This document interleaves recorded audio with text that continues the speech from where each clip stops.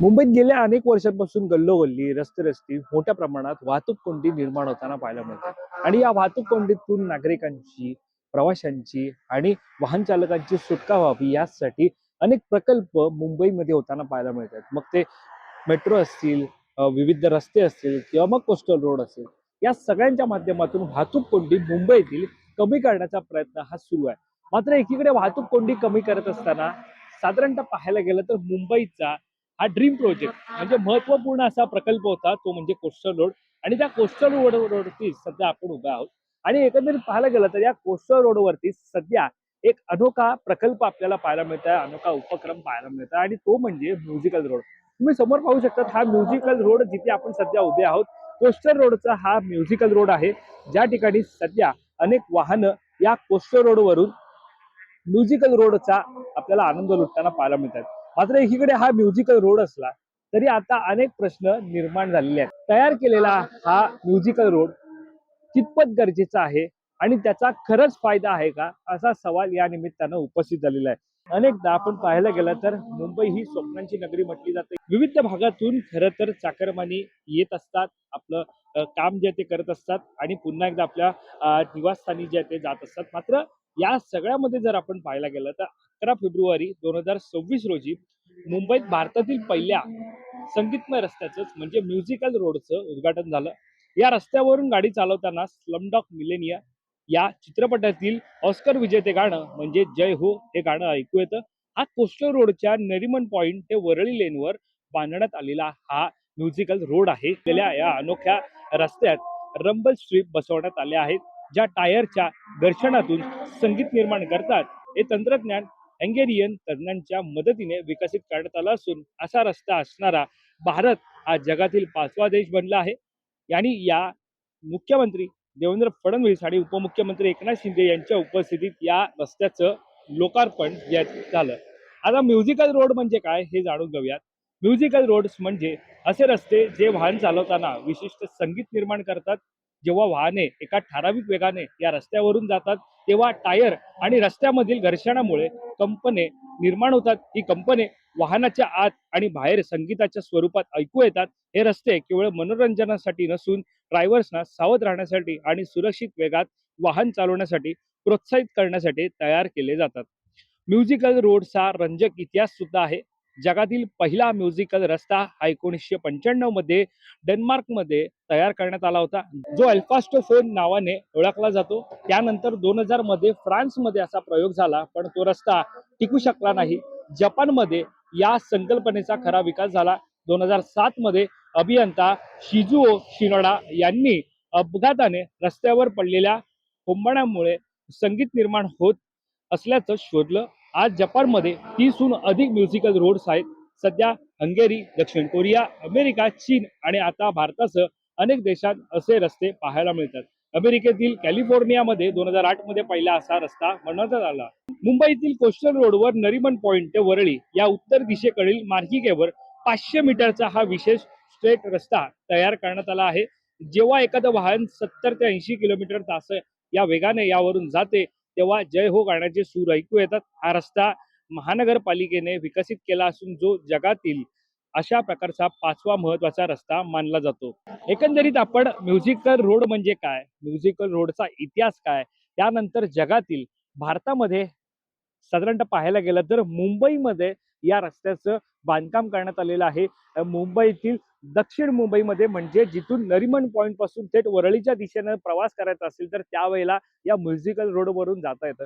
खरं तर मुद्दा असा आहे तो म्हणजे एकीकडे म्युझिकल रोड म्हणजे काय, पायाभूत सुविधा असतील, मुंबईला आर्थिक दर्जाचं पाहायला गेलं किंवा आंतरराष्ट्रीय दर्जाचं शहर ज्या वेळेला बनवण्याचा विकास असेल, जेव्हा प्रयत्न असेल, हा जेव्हा सुरू असतो त्यावेळेला अशा पायाभूत सुविधा आहेत त्या डेव्हलप होत असतात. मात्र या सगळ्यामध्ये महत्वाचा प्रश्न निर्माण झाला आहे तो म्हणजे खरंच या रस्त्याची गरज आहे का?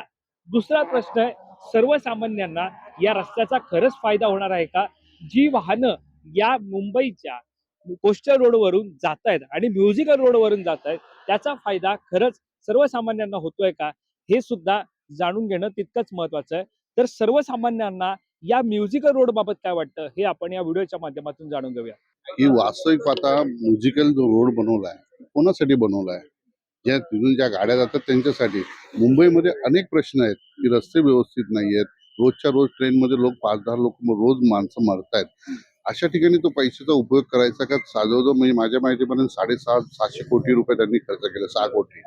काय गरज आहे तिकडे त्याला? तुम्हाला कल्पना आहे की याच्यापूर्वी पण मुंबईमध्ये ह्याच सरकारनी सर्व मुंबईतल्या स्ट्रीट पोलवरती लाईटी लावलेल्या, रोषणाई लावलेली. त्याची आज जर तुम्ही जर स्ट्रीट पोल बघायला गेला ना, सर्व पोल बंद आहेत. म्हणजे केवळ कॉन्ट्रॅक्टरचं खिशे भरावेत आणि त्यांचे पोटं भरा करतात आणि त्या पोटामधून यांचा सरकारचा उद्देश आहे. त्यांना मुंबईकरांशी लेणं देणं नाही. त्यांना ते गाणं, ते म्युझिकल मध्ये गाणं कुठलं ऐकायला जावं, त्या कॉन्ट्रॅक्टरचा खिस्सा भरला पाहिजे आणि पर्यायाने ह्या नेत्यांचे पण खिसे भरले पाहिजे. हे यांचे उद्योगधंदे सुरू झाले. फायदाच नाही ना, कारण जे गाडीवाले आहेत, सर्वसाधारण मुंबईकडे ट्रेन मधून फिरतोय, बसमधून फिरतोय, त्यांना तुम्ही सोयी उपलब्ध करून द्या. आज मुंबईत सर्व ठिकाणी रस्ते खड्डे खोदून ठेवले, रस्त्याची कामं झाले गेले. तुम्ही तिथे त्यांचा एकच उद्देश आहे, यांना मुंबईकरांची काय पडलेली नाहीये. ठेकेदारांचं हे सरकार आहे, ठेकेदारांना पैसे मिळावेत त्या दृष्टिकोनातून हे मंडळी नवीन नवीन क्लुप्त्या तयार करतायत. आज हे म्युझिकल पार्क काढले, उद्या घोड्यावरून काहीतरी नवीन म्युझिक काढतील. घोड्या चालल्यानंतर तुम्हाला हे गाणं ऐकायला मिळेल, ते गाणं ऐकायला मिळेल. हे यांचे उद्योगधंदे चालू आहेत. काय गरजेचं आहे विनाकारण ते लोकांना एवढं त्रासदायक आहे. लोक तिकडचे जे रहिवासी आहेत ते कंटाळलेले आहेत. आज 750च्या वर लोकांनी तक्रार दिलेल्या आहेत मुख्यमंत्र्यांकडे, तरी देखील ते बंद केलं जात नाही आहे. कुठेतरी याचा विचार केला पाहिजे आणि त्या म्युझिकल रोडची ऍक्च्युली काही गरज नाही आहे, ते बंद करावं. नाही नाही, हे काही गरजेचं नाहीये. हे फक्त लोकांचं लक्ष दुसरीकडे करण्यासाठी हा केलेला उद्योग आहे. ह्याच्यावर 6,500 करोड काहीतरी खर्च केला असं आम्ही ऐकलं. 6.5 कोटी. तर ते त्या 6.5 कोटीचा दुसरीकडे उपयोग झाला असता. हे खरंच कोणाच्या कामाची ती वस्तू आहे नाही. थोड्या दिवसांनी त्याचे टायरने ते निघून जाणार. जसे ते ह्याचे फ्लॅप्स असतात तसे ते फ्लॅप्स आहेत. तर ते निघालं त्यानंतर ते गाणं वेडं-वाकडं काहीतरी ऐकायला येणार आणि त्याचा नुकसान. मग ह्या गोष्टीचा फायदाच काय आहे लोकांना? तर आमच्या मते तरी हे सगळं चुकीचं आहे. त्याचं लोकांचं फक्त महागाईच्या ह्याच्यावरून जेवढी महागाई वाढत चालली आहे, जेवढी दिवसेंदिवस सरकार आपल्यावरती सगळ्याचा बोजा टाकत चालली आहे, टॅक्सेस टाकत चाललेत. हे सगळ्यांचं लक्ष दुसरीकडे खेचण्यासाठी फक्त हा प्रयोग आहे. बाकी मुंबईकरांचे प्रश्न कधी जिंदगीत संपणार नाही ह्यांच्याकडून होणारच नाही ते.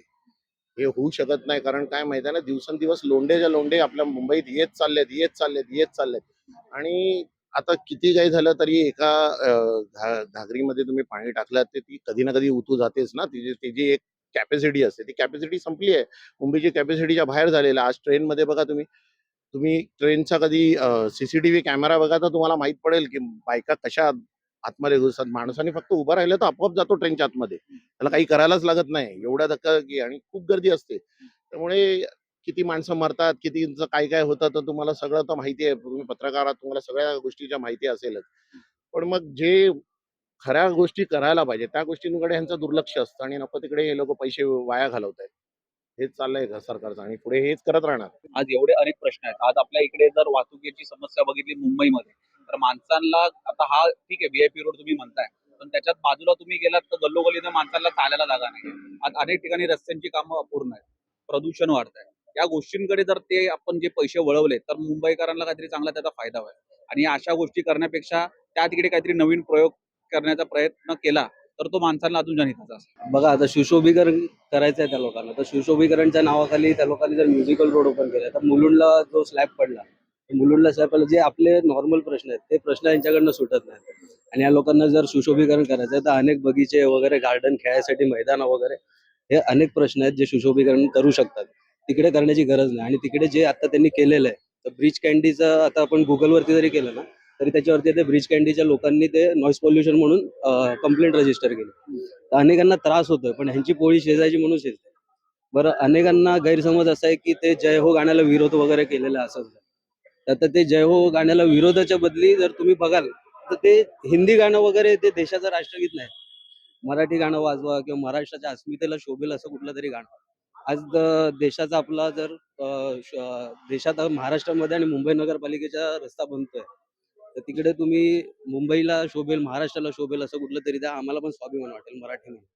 तर तसं काहीतरी करा. तर लोकांना गैरसमज आहे की हिंदी गाण्याला विरोध करतो. विरोध हिंदी गाण्याला नाही, महाराष्ट्राच्या अस्मितेला नख लावायचा प्रयत्न जो करतायत ना त्याला विरोध आहे. तर मुंबईतील कोस्टल रोडवरती बांधण्यात आलेल्या म्युझिकल रोडबाबत आपण मुंबईकरांची मतं जाणून घेतली. मुंबईकरांनी या म्युझिकल रोडची खरं तर गरज नव्हती असंच मत जे आहे ते व्यक्त केलेलं आहे. कारण मुंबईमध्ये अनेक समस्या सध्या प्रलंबित आहेत. एकीकडे मुंबई लोकलमधील वाढते अपघात असतील किंवा मुंबईतील वाहतुकीच्या समस्या असतील किंवा वाढतं प्रदूषण असेल, या सगळ्यावरती विविध तऱ्हेनं अनेक समस्या ज्या आहेत त्या निर्माण झालेल्या आहेत. तर त्या समस्यांवरती तोडगा काढून जर मुंबईकरांना सुखी आणि समृद्धी आणि आनंदमयी जीवन जगण्याची जी काय एकंदरीत मुंबईकरांना आशा आहे ती जर पूर्ण झाली असती तर निश्चितच गरजेचं असतं. मात्र आता जो काय हा जो म्युझिकल रस्ता बांधलेला आहे तो म्युझिकल रस्ता किंवा म्युझिकल रोड जो आहे तो त्याची खरंच गरज नव्हती असं सुद्धा मत जे आहे ते मुंबईकरांनी व्यक्त केलं.